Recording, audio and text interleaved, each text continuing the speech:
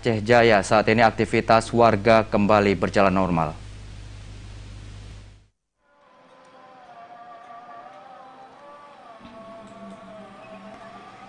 Gempa bumi dengan kekuatan 5,9 magnitudo mengguncang Kabupaten Aceh Jaya pada Sabtu malam pukul 19:02 waktu Indonesia Barat membuat masyarakat di daerah itu terjadi kepanikan dan berhamburan keluar rumah.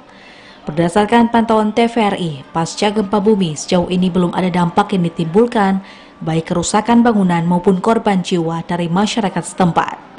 Saat ini berbagai aktivitas warga kembali normal pasca gempa bumi. Namun demikian, walaupun aktivitas warga mulai normal, warga di daerah itu juga masih trauma lantaran guncangan gempa sempat membuat kepanikan.